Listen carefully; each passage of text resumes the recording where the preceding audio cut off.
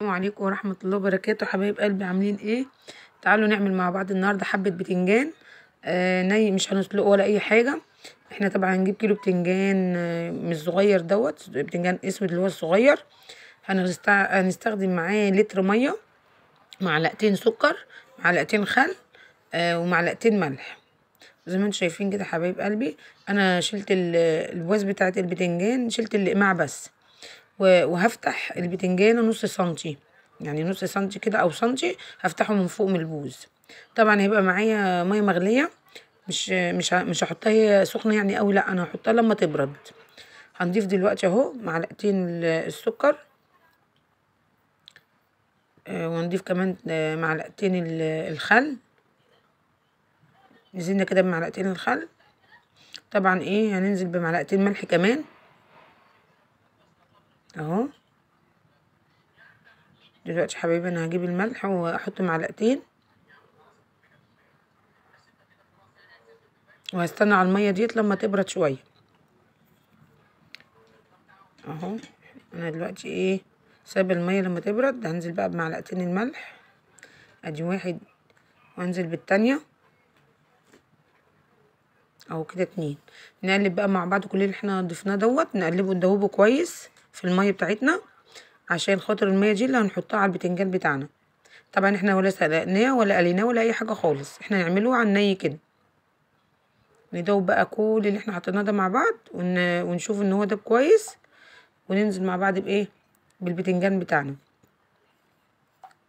هقول لكم بقى الخطوه الجايه هنضيف ايه كمان مع الميه دي، عشان خاطر البتنجان بتاعنا يبقى زي العسل كده، تقليه زي العسل.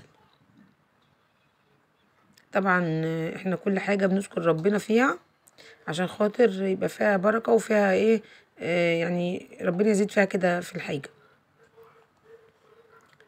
طبعا انت بقى اعملي الكميه اللي انت عايزاها. ادي البتنجان بتاعي زي ما انتم شايفينه. انا طبعا غسلته وسبته يتصفى. هضيف عليه بقى قرن فلفل وفص ثوم واحد بس، هرساهم كلهم مع بعض، ونزلت بيهم على البتنجان بتاعي. وهنزل طبعا بلتر ميه. انت لو عندك بقى بطرمان اي حاجه عايزه تحطي فيها المخلل مش مشكله، اهم حاجه ليها غطا.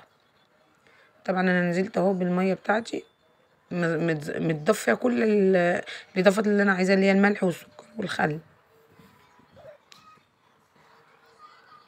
اهو. هنزل بقى بكميه الميه الباقيه.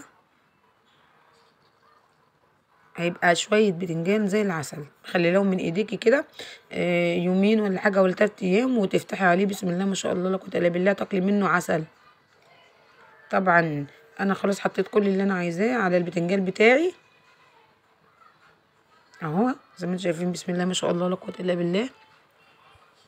مش هياخد وقت ولا مجهود ولا اي حاجه خالص، يعني ولا هنقلي ولا هنسلق ولا اي حاجه من الحاجات دي، بس الميه بتاعتنا لازم تكون مغليه وبارده. طبعا اهو انا خلصت كل الاضافات بتاعتي في البتنجان.